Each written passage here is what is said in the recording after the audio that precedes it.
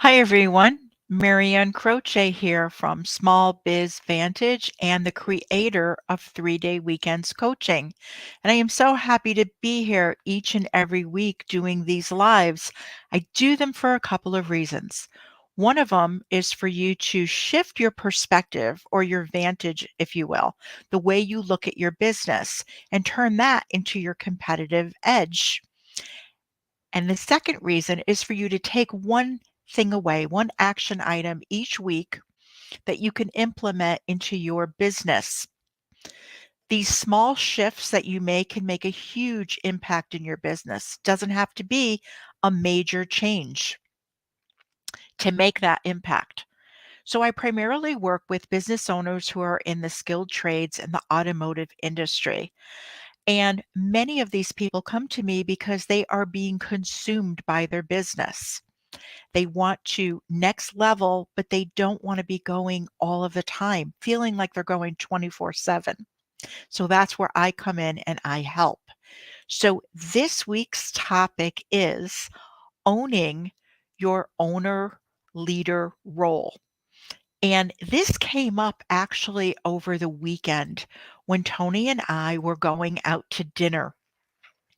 We decided that we were going to go to a restaurant that we haven't been to in a while, but it was the kind of restaurant that was for special occasions or celebrations.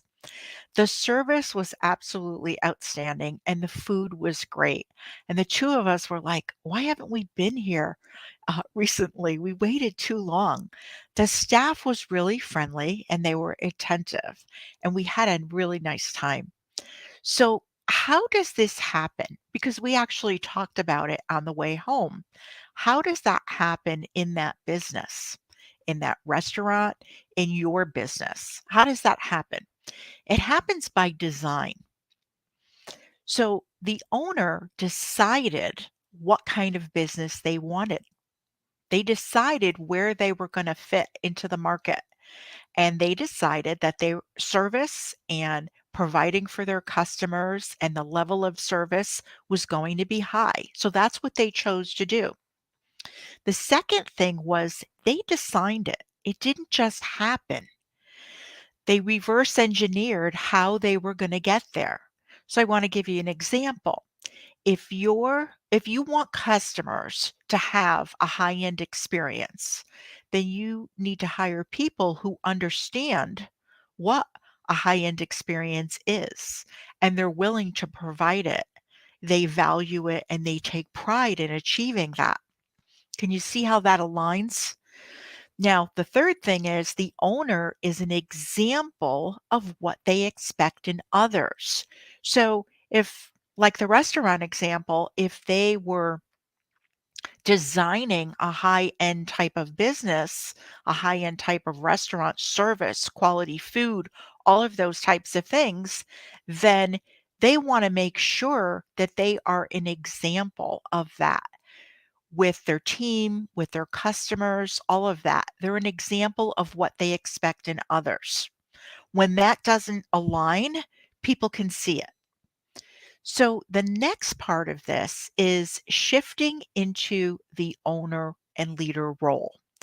So owners and leaders I found in all of the industries that I serve, the automotive, the skilled trades, and even when it comes to other business owners, like in my networking groups or my chamber groups, the same thing applies.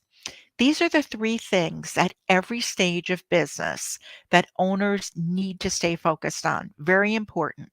One is your numbers.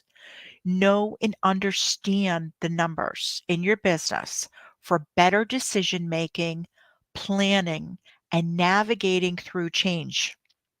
Really important to do that. It prepares you.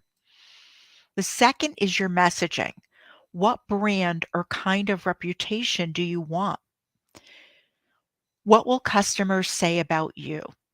So your reputation is not what you put out there, it's what other people say about you. So what do you want that reputation to be? You have to get really clear on that. And that's something that is going to be evolving no matter what stage of business you're in. And the third thing that owners and leaders will always be focusing on are relationships. Always be building and nurturing relationships. You never know who is in the room. You may be talking to someone about a topic that's very different that from what you do, but all of a sudden the conversation changes and they ask you what you do. So you start talking about it. Maybe it's not something that they need, but they know someone who does. So always be building and nurturing those relationships to see who you can help. You might know someone that you can introduce to them. It's a great way to do that. Owners and leaders who think differently. This is what happens. Average thinking is how many think, and it's reactive. So it's more like getting through the day. And here are some examples when you experience average thinking, either in your own business or even when you're out and you're a customer. You'll hear people say things like, I'm just doing my job. Well, it's good enough. Or, what do you want me to do? A customer put me in a bad mood. So they're defending their actions. They're just trying to get through the day. But owners and leaders that think differently think to the next level. And that is very proactive thinking. It's more about having a productive day. It's saying things, or the things that you would hear from them are, how can I perform better? Good enough doesn't cut it. How do we handle challenging customers? So they are thinking at a much higher level and a proactive level. Owners and leaders who develop thinking skills, what they do is they ask questions. They ask thoughtful and probing questions, and these help you get clear. Any assumptions that are made, they challenge them because they want to come up with new ideas. So just because everybody in a particular industry kind of feels that way or thinks that way, or it's been a standard, a lot of times people will challenge that. The second thing they do is they practice active listening. Listening carefully to others helps them gain new insights. They're looking at things from a different perspective and they're trying to understand that perspective. So this challenges your own assumptions because now you're looking at things from a different vantage, if you will. And the next thing, the last thing is engage in problem solving. So they work on problems and challenges. This can really help you develop your creative thinking skills and build capacity for innovation. Let's do it differently. Let's come up with a new idea. Just because everyone else isn't doing it doesn't mean that we can't do it that way. So, what I want you to do is keep in mind that developing thinking skills is an ongoing process that requires practice and commitment. By making these tips part of your daily routine, you can strengthen your thinking skills and become a more effective problem solver, decision maker, and leader. So it doesn't really matter what your role is in the business or your role in life because we're all at different stages of business and life. But developing your thinking skills really benefits you both personally and professionally. And I wanted to go over 7 benefits of developing your thinking skills. One of them is problem solving. It's a benefit. Better thinking skills can really help you approach problems and challenges more effectively. We get to identify the root causes. When everyone else is like blaming or complaining or wallowing, whining about problems, you're actually making solutions. You're creating, you're developing solutions, and you're being creative about it. You actually enhance your decision making. So By developing critical thinking skills, you can make better and informed decisions, weigh the pros and cons of different options, and anticipate the potential outcomes. If we do it this way, what are the possible outcomes? If we do it that way, what are the possible outcomes? You actually increase innovation. And this is really good because it helps you generate new ideas, find solutions, and develop innovative products and services. That's what creative thinking skills do.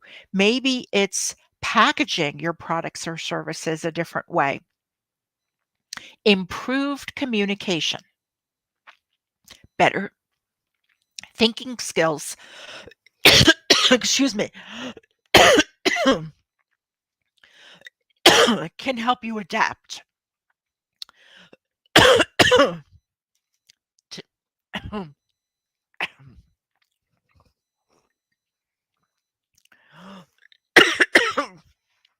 This is what happens when you're live.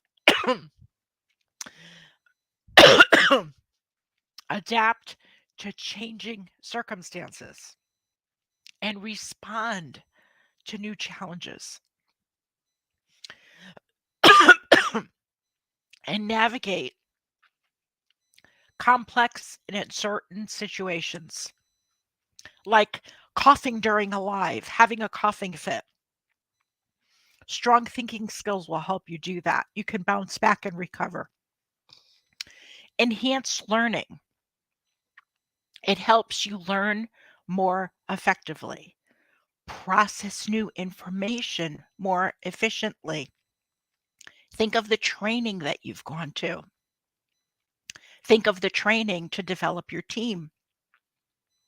It helps you with that, and it helps retain the knowledge for longer periods of time. And increase confidence. You can become more self assured and confident in your ability to handle challenges, make decisions, and achieve your goals. So, there's so many benefits to actually really investing in your own thinking skills. You can become a more effective problem solver, a decision maker, an innovator, and achieve greater success and fulfillment in your life. Now, who wouldn't want some of that? Now, I'm curious to what was the benefit that struck you most? Is it the confidence? Is it the enhanced learning, greater adaptability, improved communication, increased innovation, enhanced decision making, or improved problem solving? All of those are great benefits, but we all tend to assess and think about which one would help you the most right now. So I apologize for my coughing fit. That's what happens when you're live. So that's it for this week's Business Leadership in 15 minutes. If you find this valuable, please share it with another business owner that you know because we can all learn from each other. And I look forward to next week. Have an enjoyable day.